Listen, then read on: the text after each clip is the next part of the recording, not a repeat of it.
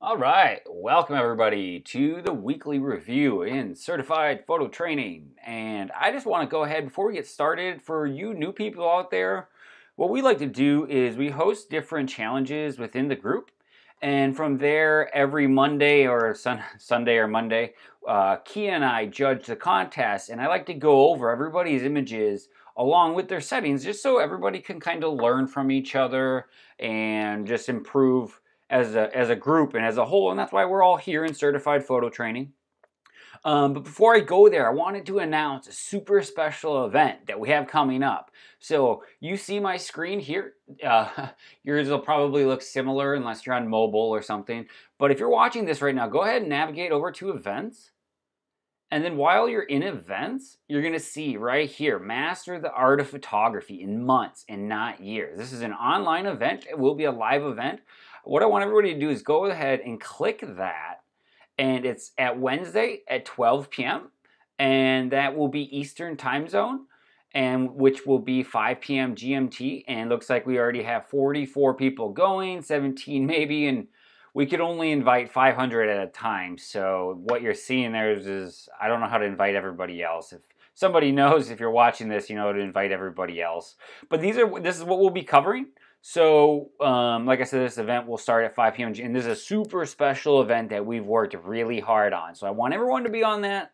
I want everybody to learn what we've got to teach you guys there, because I feel like sometimes a recorded video can also go a long way like we're doing now. But I also think live events also, when you can hear it from me directly in a live fashion, I think it goes a long way. So with that said, what I like to do is show everybody where I go in my group, and I accidentally went to my purchase personal page there. So what I'll do is go to the group, and this is the group here, and I'll go ahead and get rid of that keyword alert. Now what I do is I go into weekly photo challenge because I realize that most people's weekly photo challenge entry will be here. So what I do is I click on each image and then I screenshot it. Is what I've been doing is I screenshot the whole thing. I've already done all this, so I'm just showing you what I do.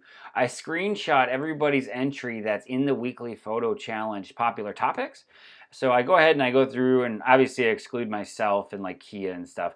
And I go through and I download everybody's image so I can see your settings on screen as I review your imagery. So I've done that to everybody, and then after I do that, I actually go back to the certified photo training and go back to discussion. And in fact, usually what I do is I go to images here, and I think I go to recent group photos, see all, that's what I do. I go here and I look for photos that fit the challenge. Like this one here, I felt like fit the challenge. I couldn't, but it wasn't marked. So you know what? I think I'm actually going to throw this one in there because I think she might have meant to tag this one, but I'm not sure. So this is where I make these decisions where I'm like, it does, because as you know, the weekly photo challenge this week was storytelling, and you had to have a title. So I feel like this is a title, so I'm going to let this one go in as one that we're going to look over. I know this is some of Kathy's work that she's posting for some critiques. These are all ones that I've just downloaded. I know I most definitely downloaded that one. Fantastic. And then Caroline, I wasn't quite sure if it was one of your entries or not, so if I skipped over it, I apologize, but go ahead and bring, some of my students that are on here watching right now. If you do notice me skip over an image, or if you'd like me to review your images closer, go ahead and just let me know in the group coaching calls on Saturday, and I'll go ahead and answer those questions directly. So with that said, what I do, and I just look through here. I just look through here, see what we've got. And I think that was it, because I think we started, oh man, we started down here. I think Melissa's was the first one, and I've got that one downloaded. So with that said, what I like to do is then minimize this screen. In fact, I just exit out altogether and ignore my desktop a little bit. It's a little messy. And then usually what I do is go to downloads. And then, so since I screenshotted them all, I'll highlight all of them as screenshots. And then I'm going to go ahead and drop these into Photoshop. And what I'm going to be doing here is I decided I'm going to start doing a little bit of Photoshop. It's hard to Photoshop low-res files. But what I like to do is let them all come up at once and then review them one at a time. So it'll be at random. So what I'll do is go ahead and minimize that. And then what I like to do is make sure I can see the whole image there. So now I've got your settings on screen so I can speak directly to the settings. So with this imagery here, it looks like you are playing on the rule of thirds. I definitely see some leading lines coming from the vehicle's tracks there. And then it looks like some sort of structure over to the right.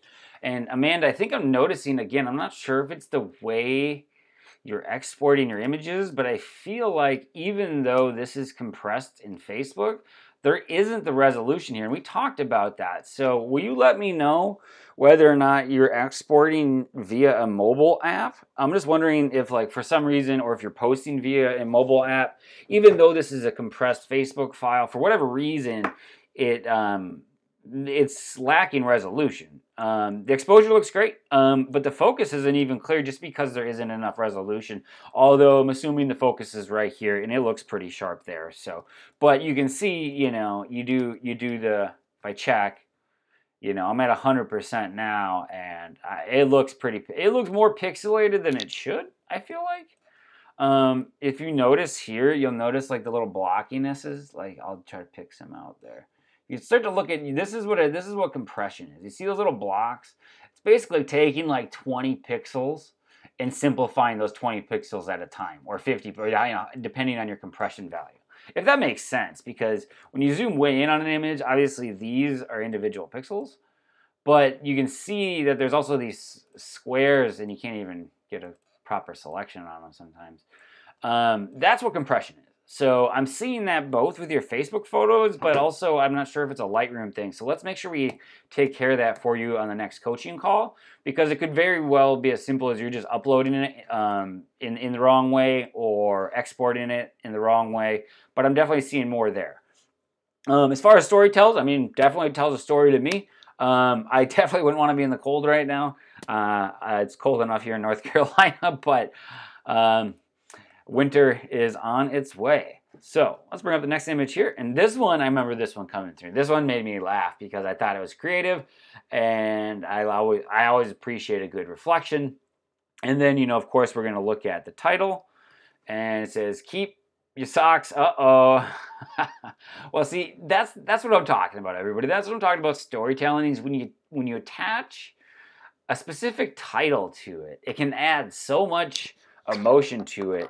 In fact, I know of an artist out there that I do art festivals with who wasn't seeing a lot of luck with his photography being, oh, it was wildlife and some other sorts. And he was good. He was a good photographer, but he wasn't over the top.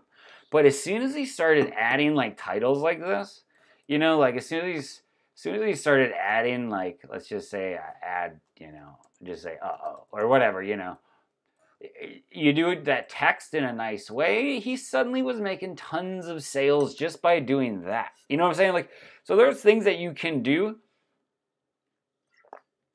to help aid in your art extrapolate or art expression process.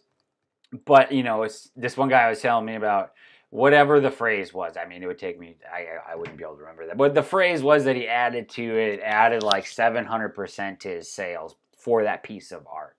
So looking at the settings here, your camera is fine. You know, I'm a big advocate for your camera. Doesn't matter. What we like to talk about is aperture, ISO, and shutter speed, because that is the three sciences that make up photography. And that's all there is to it. Every other button on your camera is just to aid you in making those adjustments. And once you can fully understand how a camera works, everything in photography becomes so much easier. With that said, looking here, this looks about right, because you definitely, if you're handheld, which this is, you're not going to want to be below 1/125th of a second, because you're risking motion blur. You're at 3.5, which is probably as wide as your kit lens goes. I'm guessing you got the 18-55 lens. And you know, I see, Holly, here that you're definitely probably on aperture or ISO priority. Or fully automatic. So let's hopefully get you off of that. Not saying this ISO is wrong, because in fact this ISO is actually accurate for the amount that it sees here, or at least it's close. But just seeing that it's an odd number ISO, I'm just wondering if you're on some sort of aperture, shutter, or ISO priority, or worse, being on fully automatic. So let's take care of that for you. If you are, let me know in the Facebook group, because that's my goal, is to get everybody on a fully manual mode and seeing how easy it honestly really is. With that said, this is a creative shot, and I think it's really great. Yeah. All right. Let's see here. And I know Shane here. Shane, you're doing so good, and I see you use. Now, I'm not going to say anything negative here because this is extremely creative. It's almost like that scene from Breaking Bad where it's kind of like you've been just knocking things out of the park and knocking things out of the park that you feel like your next piece of work has to be your best piece. And I want you to be thinking that way, because although this is extremely creative and extremely unique, and you're missing a focal point somewhere, but that's minor. Maybe it's there. It's hard with Facebook compression. But like I was saying, it's like a tattoo artist. I knew a tattoo artist once upon a time. Same thing with my then and now artwork is every piece that I put out there happens to be my next best piece. Okay? So this is a really good shot, but for Shane, I feel like you've been expanding so fast that I almost want to ask you, like, is this the best you can do? And I think you know that answer. So hopefully we see that progress in the next. And I know you're busy with your job and whatever, but you know that I like honesty, and I don't like to hear excuses from people. With that said, it's a very creative image, but Shane, I know you've been knocking it out of the park. I know that there's more that you can do. And you know what else, man, bud? I've seen this tree a lot, so I would find a way to not use that. And you know, maybe this is a good time to talk about series of images. When it comes to storytelling, and you have a series of images, I'm wondering if I can tackle this real quick. So, when you talk about storytelling, you guys might be aware of my then and now store. This is my main source of income. This is exactly what I do for a living. I recreate old photographs, and not sure why that's not working. No, store. I'm going to type it in wrong. When you do a series of photographs, okay, when you do some sort of series that has a cohesiveness to it, not just one photograph, you're done. A cohesiveness strategy, okay? When you look at my then and now art, you see it says find your city, and there's multiple cities in here in which I do my then and now artwork, okay? So we go to London, okay? It has London broken down with its title, some copy for that. But my cohesive series is then and now. So I'm blending old photographs from 1890 with a new photograph from 2018. And I do this all over the world. But why does it make it successful? It's because it's a cohesive series that people continue to expect every time I come out with a new piece of work, okay? Now, we start talking about different niches of photography, all right? So you can do portraits, you can do weddings, you can do whatever, macro, every type of photography you can imagine. You can continue to niche down there and niche down there and niche down there. But with storytelling, you bring back Shane, you could, and I've seen guys do this before, so I'd hate for you to replicate this. I'd rather it not be so derivative, but something unique, where you can use figurines to tell extremely unique stories. So anyway, that's a cool, and again, that just goes back to having a cohesive project. Like I'm showing you here, like my cohesive project is I go all over the world recreating old photographs that exist from old time periods, for instance 1941, and then seamlessly blending the two images together. And here's another sales tactic, since we're just on a monologue here. I mean, I like to put my artwork digitally above couches so that people can kind of envision their size. You know, when they zoom out of an image, they can kind of envision their size. Anyway, I'm getting way off topic. But here's like another, for instance, here's a series within my then and now series, which is my capital series. So United States capitals, then and now. So you just niche down, you niche down, you niche down, you niche down. So anyway, that was way longer than I wanted to spend on that. But hopefully you guys got some good value out of what I just said, because that is some advanced information. But, you know, when it comes to selling artwork online, it can go a long way. So Tracy, we talked about this image. I said you can certainly warm the white, and that is definitely what I want to say about this image. Is I think the only you probably missed your exposure here and was either auto corrected or manually corrected in Lightroom, because I just don't see the color depth here, or you're shooting in JPEG. So you may want to look out for that. If you're, I don't remember if I could. These are screenshots, so I can't really click this reply. I don't remember what you said, whether or not you were in Lightroom or not. But certainly can warm up this white balance, because here's what a lot of people don't realize. That, like, I know this wasn't a cloudy day, but like on cloudy days, yes, it's very gray, but it's actually really great for just about photographing anything if you can get a fast enough shutter speed, because you can warm it up later in white balance, and that's really great for engagement portraits, because if you do an engagement portrait during an overcast day, it's going to feel gray, like it's gray that day, but you warm those images up, and guess what? That's the way your clients are going to remember that day. They're not going to remember it cloudy. They're going to remember it as a warm, happy day. So you can use that to your advantage. All you got to do here is grab the white balance bar and make it a little warmer, and then balance it out with your tint. You'll notice as you do the white balance, you also got to do tint to balance. So you'll balance right, you'll get yellow. You balance left, you'll get blue. And then as you balance, like anybody that's in my course, you guys know that as a chess match when you're doing white balance and all the other adjustments, is you do want to tweak. If you got to tweak one, then you got to tweak another, and then you got to tweak another, and you got to tweak another. But I feel like this one too, at 140th of a second, is extremely slow. So I'm pretty surprised. You know, I'm not sure what camera you're using here. Maybe 270. I think honestly you could have swapped a wider aperture for a faster. I mean, you most definitely should be doing that. And even you could be at 800 and be at 5.6, because you're probably using a 70 to 300 lens.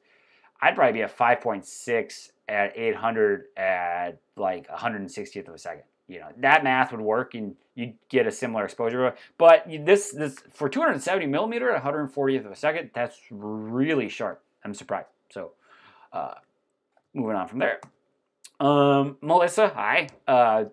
See your shot come through here. Melissa is my brother's friend, and she's in our group, and she's a wedding photographer. So she'll be posting a lot of wedding photography. As you can tell, she was doing here. Now, this is a creative leading line, so this is actually good framing. So her composition here, let's go over composition versus framing here for a moment. Her composition is what you see here. And I'm actually going to just go ahead and just bring up the image itself, get rid of that background for a while. So her composition is here, all right? So she's on the rule of thirds, okay? So this is her composition. This isn't an accident, all right? So where they're placed in the image is not an accident, okay? So that's the good. The other good is the framing over this curved line here. People's eyes are attracted to curved lines.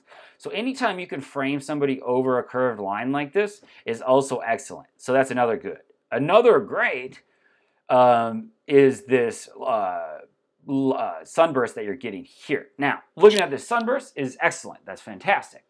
And you can even see a little bit of refraction going on here, which is a great use of a lens flare. Now, that is also great. So what I'm looking at this image here is all that information being told as I'm looking at the starburst, the sunburst, and looking at the refraction, and looking at the wide angle. Those are all the goods. Now we're talking about the bads for a little bit. One of the bads is we're missing his foot down here. You know, we need his foot down there. Okay. And so one way you can approach this, Melissa, is just always know you got to leave. It's like margins on a word processing document. Okay, you have to leave enough room. Now, I'll make this funny for a second. You know, you got to imagine that, you know, he's got a foot down here. You know what I mean? And Photoshop is lagging for whatever reason. You know, you got to imagine he's got a foot down there too. And I shouldn't have cut it. I should have just copied it. You know what I mean? So just having that, but then you would still want, you'd still want extra space around there so you can see his. But when I come, you guys will hear me say this all the time. I mean, every pixel matters. Okay, every single pixel matters. I don't care what you're talking about. Every pixel matters, and in that sense, another strategy here would be continue on with this composition, Melissa. Continue on with this framing, but stand far back and zoom way in, like 200 millimeter to 300 millimeter long, okay? What that'll do is you are getting some barrel distortion here, and training your eye to see barrel distortion is no easy thing. And I'm not even going to attempt to do that in a 45-minute segment like today. But I see barrel distortion here, and she sees it. She's going to see herself as stretched more than she wants to be. And this is all subliminal stuff. People don't notice these sorts of things, and optics are important, you know? Optics are important, and using your optics properly is extremely important. So, you know, people always talk about this COVID thing, like, oh, families don't want to do portraits because of the 6 foot distancing. And I'm like, really? I'm like, you should be way further away than 6 feet away. You know, you should be way further away than 2 meters when you're doing portraits. You should be like, honestly, sometimes when I'm doing portraits, I mean, it depends what kind of portrait it is, but I'm definitely at 200 millimeter plus a lot of the time, you know? So just know that when you're using wide angle, you're thinking you're doing a great job, but you're stretching females in a way that don't want to be stretched. And Melissa, I know you know what I'm talking about. The guy doesn't care. He doesn't give a shit, okay? He cares that his wife is happy, you know? So anyway, moving on from there. This is kind of fun, actually. So again, I love this title, Miles We Have Traveled. So one of the first things I look at immediately, everybody, just so everybody knows, is right here. Boom. What ISO is that? Okay. I look at your ISO, and then I look at your lighting situation. Okay. So here, again, I honestly don't see much of a problem with this image other than the weird banding, which is some sort of weird compression. See all these like jagged lines up here? You see all that? All that information is like, that's like compression. Like we talked about it earlier in this video, in fact. You can see all those are like literally like blocks of compression where like computer try to decide what to put there. So that's something that could be multiple reasons. One would be overproduction, over post-production with the wrong exporting settings. Or it could be JPEG and a completely missed exposure that was tried to be fixed. It could be that this is a mobile upload. It could be 5 to 10 other things, or a combination of all those things. So with that said, though, it's still a really good image. It still tells a fantastic story, especially with the title that has involved. So ISO, great, okay? This all makes sense. Now, I'm not quite sure what you meant here. Now, at 0.8, that obviously I don't think is right. But I think you might have meant 2.8, because with this lighting situation, I don't see an f8 at 1/200th, but I could be wrong just because there's so much distortion going on anyway. So I'm not quite sure. So, you know, drop me a line in the group. Let me know what this was, because something happened to the compression here. There's that first and foremost. And this looks like this is a sharp focal area. So I do believe you focused properly.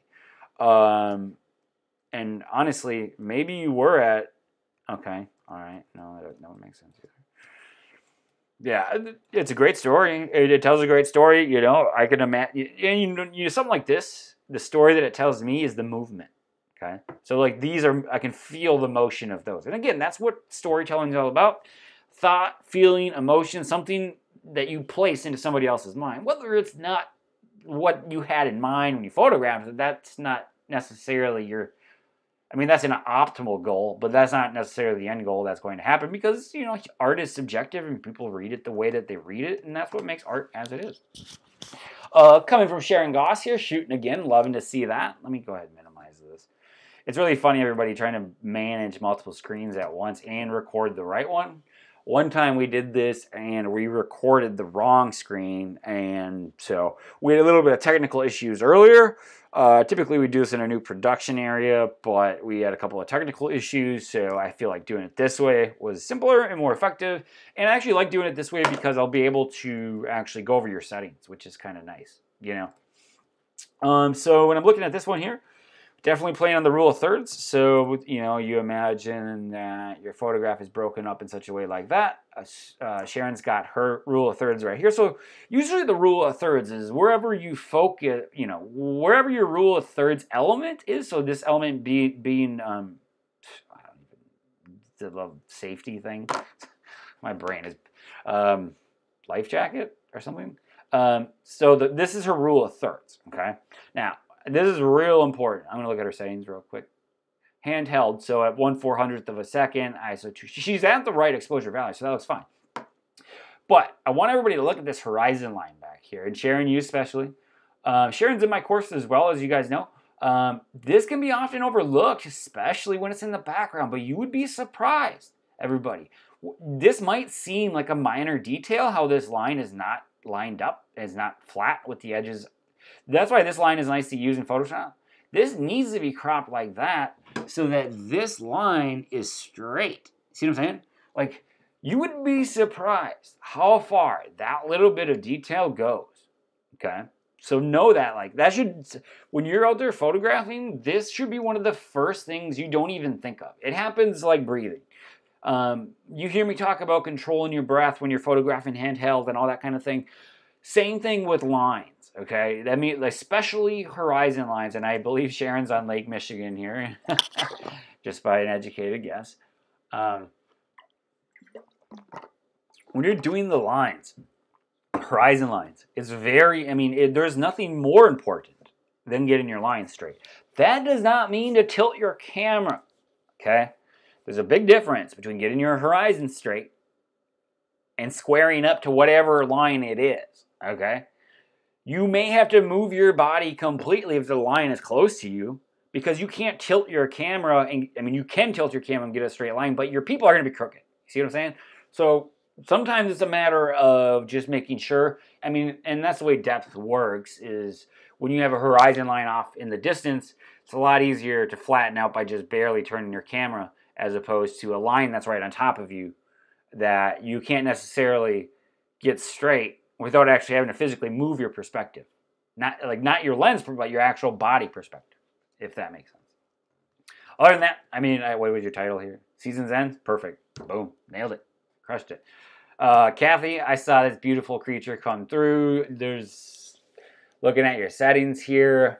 I do see you're on 640. Kathy, I know you're really good. Are you falling back to an automatic feature of any kind? Is one of my bigger questions, and I would think not, but it is tempting when you're doing something, especially as an animal, and you're tempted into a shutter priority.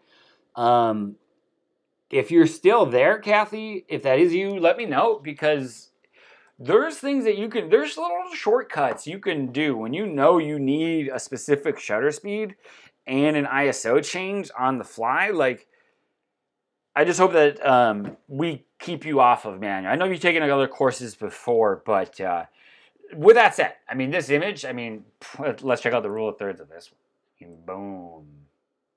It looks like you might have cropped a little bit, like a 4x5 crop, but that's fine.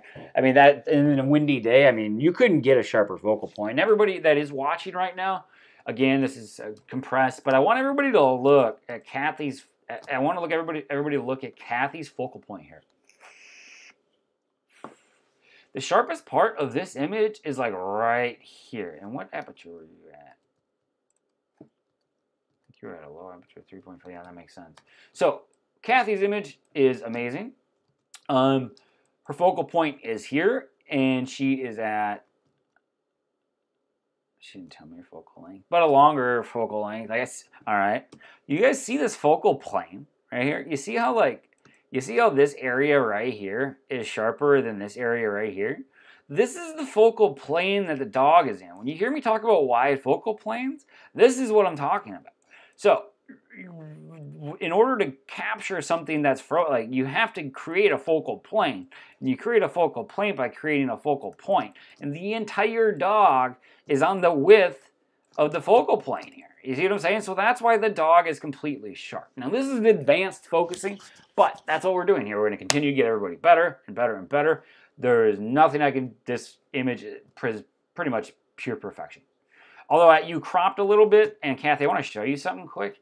If you found yourself cropped, I know you're a little bit in Photoshop, I'm going to give you this free little ninja hack right here, all right? So here's what you do. If you did want to make this a centered image, which you may or may not wanted to, so if you want to tell me to screw off, you can. But watch this ninja hack here. So take your image. Okay, say you're out of a crop or whatever. You need add some extra space on the side. Watch how easy this is. Grab your crop tool, clear it. Okay, clear it. Click on your image. Now, drag this over. All right. Double click. Okay. Oh, okay, well, Jake, great. I have all this extra space on the right. Well, check this out. Grab your rectangular marquee tool. Grab more than you need, almost all the way up to the dot. See what I'm saying? Like, grab from the corner, almost all the way up to the dot, and then you're going to hit Command T, and that brings up free transform. You're going to click this arrow, and then hold Shift. Watch what happens.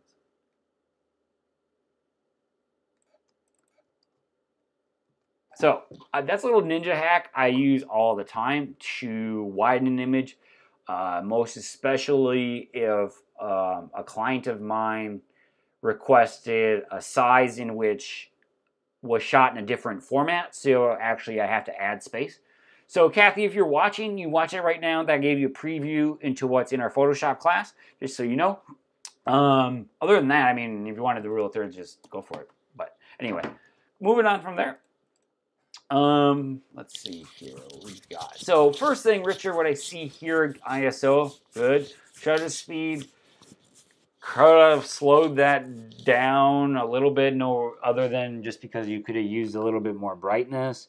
What I'm noticing right away is the wide angle, all right? And trust me, man, when it comes to pregnant women, you do not want to use wide angle. In fact, let me give you a couple of pointers here, all right? First things first is you're indoors, so that's hard. I mean, that's hard always. So that's why portrait studios are massively huge, okay? So you can use longer focal lengths. And I notice it right over here. Not only is this line crooked, which it's going to be crooked no matter what because it's bowed from the barrel distortion at 35 millimeter. So there's that. And then I can't see her face at all, which is probably what, I know this is your wife, I think. So that's normal. I mean, but even if you're practicing on family members, you definitely want to like approach it as best as you can as a stranger. I know that's not easy. So, but let me give you a couple pointers here. Studio photography is what I'm best at. And when it comes to women, they are super self-conscious, as we all know. Let's not beat around the bush. Men are too. I'm not going to be that. Okay, but what I'm saying is, especially when they're pregnant, I wonder if I had a photo I could bring. It would probably take me too long to find. Think for a second. That could be big in my archives.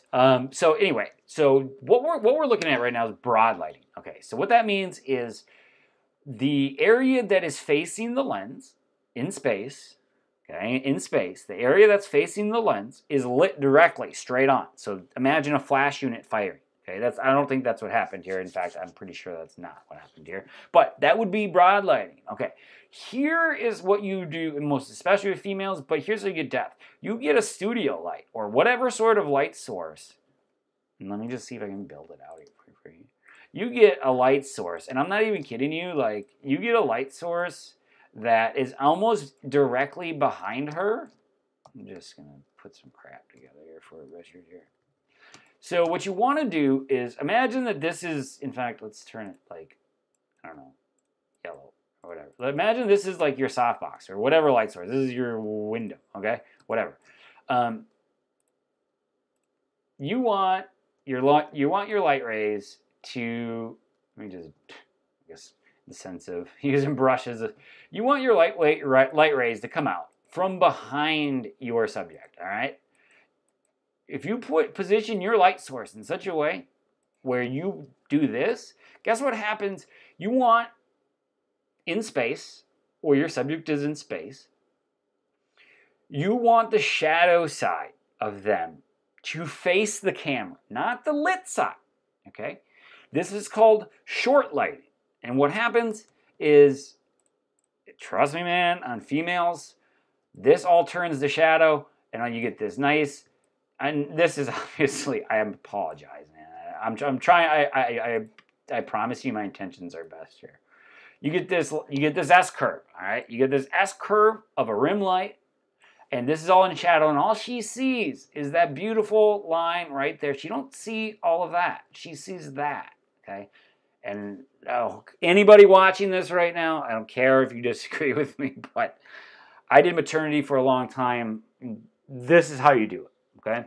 You almost put your light behind, you almost put your light source behind the subject. And you place the bulk amount of detail and shadow facing the lens. And like I was saying, that's called short lighting versus broad lighting, all right? And we can talk more about that. I'm going to talk about all this forever. So looking at this image here, I know we talked about this one here. This is definitely a fine art approach. And here's the thing, everybody. When you look, especially when you got something like this, I see a refrigerator. I see a basin, maybe. Some hallway, a light source here, a light source here. So you can pick up, I mean, when you look at someone's reflection, you can pretty much pick up every light source. So looking at this image here, there's definitely 2 ambient light sources. So that's definitely a hallway or a window, and this is a window. This could be a hallway with a window behind it. So there should really be no reason that you're not at 100 ISO. We talked about this. If you had a tripod, so 100 ISO, and then I'd use a higher aperture, like 11. Use the sharpest area of your lens, which just because your lens goes at 2.8, that doesn't mean you should use it as a 2.8, okay? It goes at 2.8 so you can shoot handheld in low light and get a fast enough shutter speed in order to not get motion blur, okay? So just because your lens goes at 2.8 doesn't mean you should. If you have a tripod and you're doing this kind of work, it's better to be using higher apertures and lower ISOs so that you'll get the detail in here and you'll get the richness of the color and you'll get a wider focal plane. So wherever you do selectively focus, the actual width of the focal plane will be wider, which means everything would be sharp. And then the other thing I think that you needed to do in this image was actually throw a backlight source or get it away from a black background. Now, you can see how we're not even seeing any detail. What I want to do here, because I feel like you were on the right track, I want to actually pull up a personal photo of, I think, a similar shot I did for a client, if my hard drive will load. And hopefully this only takes me a few moments to find. When I start looking into my archives, it can get pretty messy.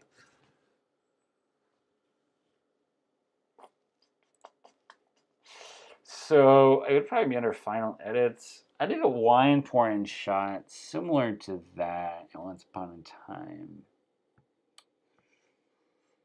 Let's see here. Here we are. So in this photograph here was a similar idea. Now this was done, this is as raw form. We ended up using this for an advertisement in a different way. But you'll notice how, let me just get rid of that one. You'll notice how in this one, like if we were to compare these two, you notice how the back, you can see through the glass, and that's what's going to add the depth, okay? So Justine, as you're looking at this, see how, yes, I've got window light sources here, but you notice how I've got the fireplace on there, and let's look at my exposure value, okay? So, check this out. I was at 2.8 in order to actually take advantage of a shallower focal plane because I wanted the attention onto the glass itself. Now, regardless of whatever aperture you're at, as long as your focal point is accurate and you don't have motion blur, you will be sharp regardless of what aperture you're at. It's about the amount of blur that's behind it. And that's made up by depth of field and also distance behind wherever your focal plane is. So how far away is that next piece of information, whether it be trees or in this case, it being the fireplace. Okay, so I'm at 1/3 of a second, 1/3 of a second, and that was important because I wanted to catch, see how the motion blur? See how I caught the motion blur of the pour? Now I'm getting a little carried away. But look, I also got motion blur in the bottom. So I would have had more communication with my set stylus here in order to not move the bottle but still pour this out. To get the motion blur of that and some of these other frames, I've actually got some of the wine swishing up on the sides of the glass. Okay, so anyway, that's when you're thinking about these kinds of shots, you need to be able to see through the glass. Okay, so moving on from there. We talked about this one, and I never know if it's Mariah or Maria. I think it's Maria. Maria. When you're working with a dog, you know that you need a faster shutter speed, and so you could have probably swapped this. Don't be afraid to go to 800, honestly, or anywhere in between. Don't be afraid. Don't be afraid to do that, especially when it's the moment that counts rather than, you know, the image quality. And again, at 800 ISO, that's not too high. Don't let anybody tell you that it is. It's not too high. You can still capture an amazing moment at 800 ISO. But when you're working with a dog, you're going to want to work with your shutter speed and see if you can increase that in any which way as possible. I'm assuming you're with a zoom lens here, so this is going to continue to change as you zoom in and out of the dog. And here's another tip. Definitely get down. You know, get down on eye level with the dog. I just want to see if I can pull that up. That might be a big one.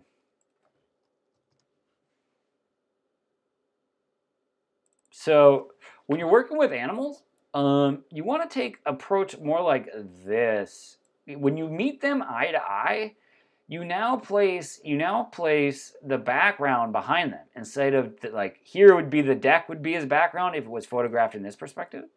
Here you have the grass as the background. When if you were to actually select his face, selectively focus on the dog's face, on the eye, even better. Because like I said, it's a point. You know, it's not an area. It's a point. Okay, so you selectively focus right on the eye. And if you can put the background behind them with a shallow depth of field, you'll get a shot that looks like this, where it looks like Ned's face is the sharpest part of the image, and everything else is out of focus, which creates that portrait effect. Here, all you got, and this is, it's same thing when you're photographing children. You want to get down to them eye level, especially with children because they're human beings, and they respond differently to you when you're kneel down at their same level as opposed to looking down at them. That matters, trust me. And it works with animals the same way. So that's what I would do here. And yes, you will need to kneel down and you will need to maybe lay down. You know, if your animal is small enough, that happens all the time. And you will get dirty. And that's the way it is. And sometimes it's actually nice because if you are actually in the prone position photographing a really small animal at eye level like this, in which this wasn't, but if you were, it's actually easier to stabilize yourself with your longer lens when you're in the prone position, just like, you know, a marksman in the military. I will continue to make that analogy, everybody. It's not dissimilar from controlling your breathing and your shutter speed as it would be to being a marksman in the military, okay? So, like, it's a very similar concept, all right? I know we're dragging on here, so we're going to... Ashley, we already talked about this. Ashley and I talked about whether a lens might be out of calibration here, which isn't a very common occurrence. So Ashley and I talked about this in the sense of trying to stay within 45 minutes here. I just think you need to bring the blacks up here, Ashley. If anybody's watching this, the blacks are a little black. So I just bringing that up, and I know that they're supposed to be, but she's being lost within the blacks there, you know. And I recommend Ashley's in my course. I highly recommend, Ashley, you might pull this into Photoshop and then grayscale it and then move on to duotone and then just play in those duotones and see what you like, because this image, maybe that's all it needs is a little increase in the density in the blacks, which you can do in duotone super nice. So with that said, Leah, this image is fantastic. All right. So Leah caught, I don't know if this is her daughter or who it is, but she caught her daughter at, it looks like late evening directional light at the right angle to get enough light in her eyes, looking at the puddle with the perfect title,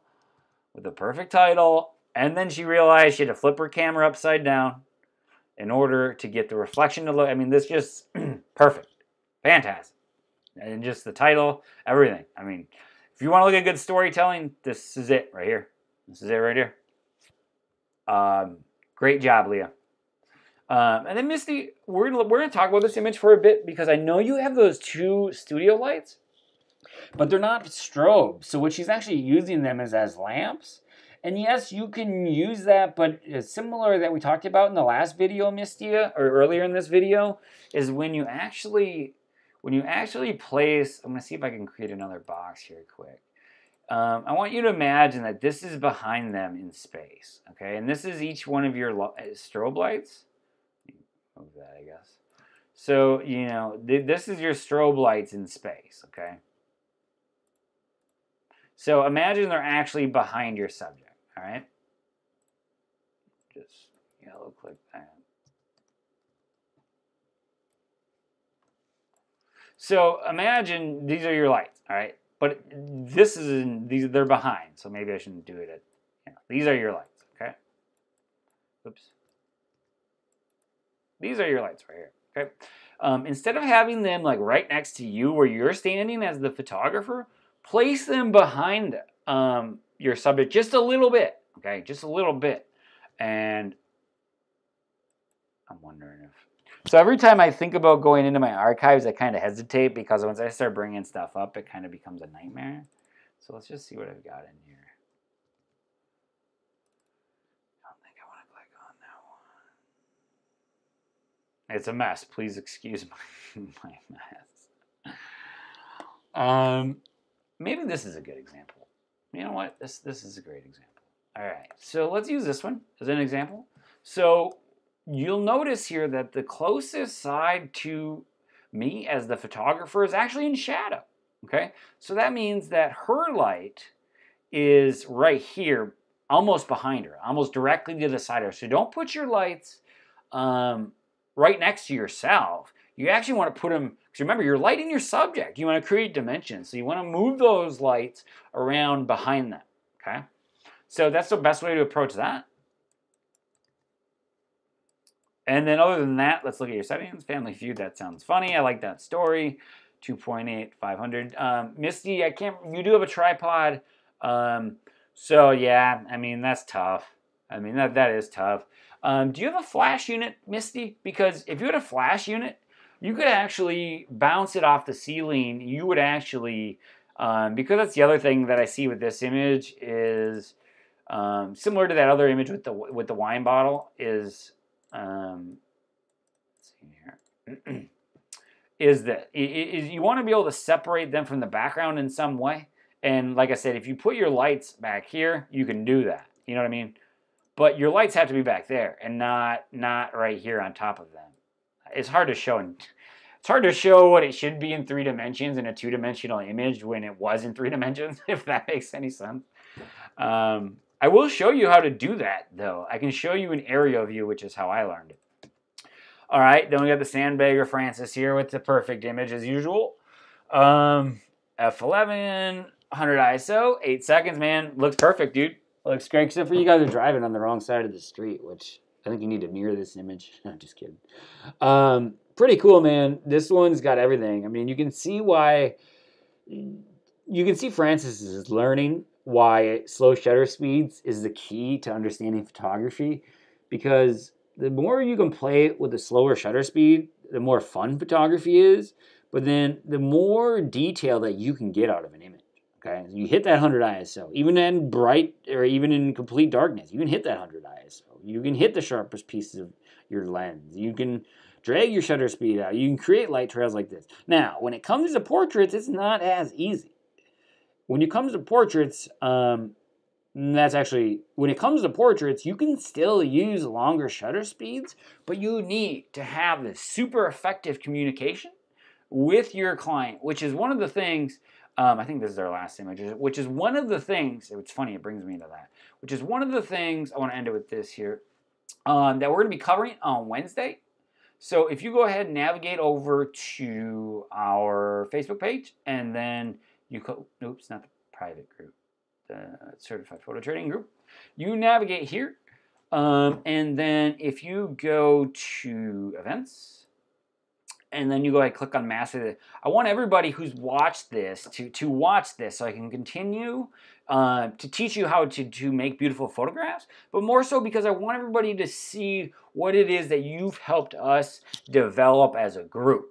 We've been using this group as a form of us testing what it is that you all want to learn. And that's why I like going over our weekly reviews, is because it enforces what it is that I'm teaching. And so I want everybody to catch this training. So if you saw your photograph on the video that I just created, oh man, it's 50 minutes long already. Go ahead, make sure you join up, sign up for this, because this is our live training. I want to make sure nobody misses it. And we've been working on it for a long time. So go ahead, sign up. Like I said, all you got to do is navigate to our group, go to events, and then click going. And we'll see you all in the next video.